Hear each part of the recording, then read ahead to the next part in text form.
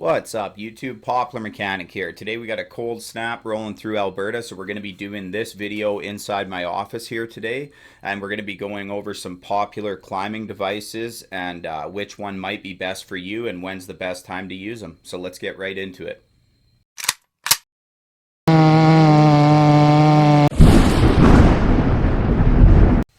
Alright guys, so we're going to be starting off this video with a well-known device, the OG Zig Zag. So this is the original, this is not the Plus. Now a lot of you guys have probably had experience with this device, but I thought I'd just run down what I use it for. I really like it. I actually quite like the original. You can see it's well used. I use it quite frequently in evergreen trees. I just find it's a lot easier to sort of keep slingshotting yourself up the tree, you know, like cut around the branches if they're really thick, and then you can just keep sort of working your way up. So that's basically the main thing I use this for. It works really well with pitch, rainy conditions. It's just a really smooth, well thought out, good device, and I think everyone can agree with me there. It is not midline attachable, right? So some people might consider that a disadvantage, but like I said, if you're using it from the bottom up, you should be fine. Another thing I like to do with this is you can actually put rope wrenches onto this. It doesn't say it's specifically designed for it, but I've used it quite a bit and it's fine. Now the new Zig Zag Plus, that one's actually designed for it, so if you prefer, you can go that method. But mainly that's what I do. And if I have evergreens, so say I got like a row of evergreens, what I'll do is I'll sort of set my work up the first tree, and then I'll actually set my primary tie-in. And what I'll do is I will use the rope wrench in the first tree I was in, and then I can freely move around without worrying about friction in the next. So we'll go ahead, we'll throw the rope wrench on here and show you how that looks. Okay guys, so we are back and we have the rope wrench tether installed on the Zig Zag, and it's going to look like this. I just captivate this back part here with a carabiner. Now this is pretty sweet. The situation I'd use this in is, say there were multiple evergreens like in a row, and I climbed one of them just using double rope, and then I would do a canopy anchor, and then this would facilitate me cutting down the remaining trees in that row with just having a constant tie-in and not having to worry about friction. So it works really good. The pros of this, I would say, is that it's buttery smooth. That's got to be the highest pro that this has. It's just one of the smoothest. Like if you were to bomb out of a tree with this, it's just super buttery smooth. So that would be the #1 pro. Obviously the disadvantages, again, it's not midline attachable, and then you're sort of dealing with a lot of height here anytime you're using a wrench. You can get shorter ones. I'm using the Rion Rounds tether here. I really like it, and I find if you're in, you know, large enough trees, it's not really that big of a deal.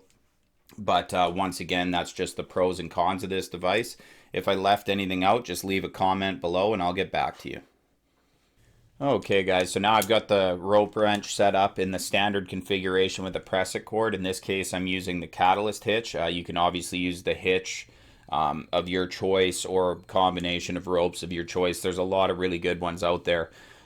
So basically the pros of this is you can turn any double rope system. So say you were climbing double rope with the hitch climber, boom, you can go ahead and throw this on, and now you're climbing SRT, which is really nice for a lot of people. You can see that I've got a pear-shaped carabiner in here, and that's what you're going to want to use if you have sort of a large setup here. There are ways to minimize this, and there's a lot of really good devices now you can just buy straight up. Like the Notch one has everything built in.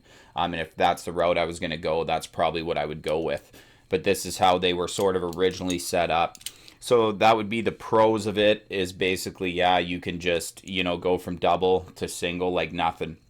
The cons, again, are the height. And one of the things I really sort of hate about the wrench, what I never liked about it, is of course you've got this slick pin up top, okay, which is fine. You know, you can take it off, but when you go to tail slack out of these things, it's just, it's not too bad, but it's a little bit annoying, you know, to pull slack through it all the time. And then just the size. So we won't spend too much time. I just wanted to point out to you guys that that is an option. So you can go ahead and use that if you just want to get started in SRT. It's a really good option to start because you should have most of the gear. All right, let's get into the mechanicals. Now we're going to go ahead and take a look at the Rock Exotica Kimbo. And the first thing you'll notice is its size. Like, just have a look at that thing. Just super small, super well thought out device. So let's go ahead and take a look at the pros and cons of this device. Obviously, one of the first pros is its size. Moving on, let's look at the ease of putting it on the rope compared to other devices. So you're just going to go ahead and open this thing up just like this. And you're just going to put the rope in and then close the device up, and it actually won't close like this unless it's put on properly. So really smart and thought out. Another benefit to this device is if you go ahead and look at the side here, you can bring these arms down when it's open, and then you can adjust both the top and bottom bollards. And what that'll do is give you different levels of friction. So you can actually adjust this thing on the fly, which is really well thought out. Another bonus is this nice thick attachment point.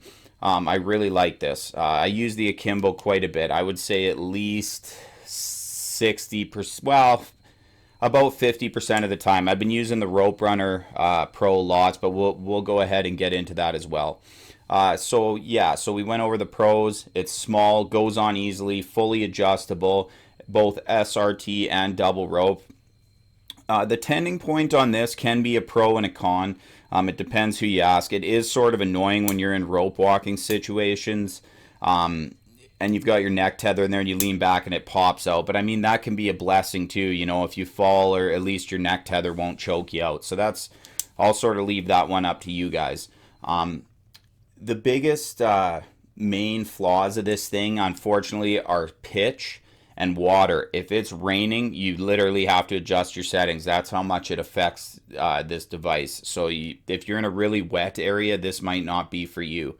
And pitch will almost render this thing useless. It just won't want to go. Another con I find compared to the Rope Runner is when the tending point, you can see you'll have to, it seems a little stiff because I have this set up for the Exotic rope, which is not as worn and it's a little bit smoother, but you can see it does tend quite nice. But I find it doesn't tend quite as nice as the Rope Runner Pro, so I would put that as a con as well. And then as far as bombing out goes, if you have this thing dialed in really good, you know, it's a nice dry day, you can get some really good control out of it. So I'm super impressed with the Kimbo, and I know a lot of people have had, you know, big problems with it, not being able to use it. It does depend on weight and ropes, but it's definitely, you know, a piece of equipment you're going to want in your toolbox. It's super handy. You can use it on, you know, like long lanyards you make, or like a secondary tie-in. It's really fast and efficient. So those are the pros and cons of the Kimbo. So now we'll go ahead and we'll get into the Rope Runner Pro. Alright guys, so now we're going to go ahead and we're going to talk about the Rope Runner Pro. This is quickly becoming my favorite device. Like if I'm doing large trees, I like to take the time to put this one on. The only reason I use the Kimbo so much is because if you're doing like mid-sized trees, you know, you're not going to be up there for as long. You're not going to be doing as many big swings. It's just more convenient to be able to put the Kimbo on where you need it, sort of after you shoot your rope ups, because it just goes on so fast and you know it's going to get the job done. But this is actually my favorite device. Now you can see one of the cons, it's not quite as compact as the Kimbo. And then the other biggest con I would say is not being able to put it on the rope as quickly. So let's go ahead and we'll show you how to put this one on the rope. I'm using KM3 Max here, which is really good with this. So you go ahead, you put the top one in, come to this side. They got this nice swing plate here. We'll go in, put it in there. And then the bottom one is the most annoying one in my opinion. It's all slick pins.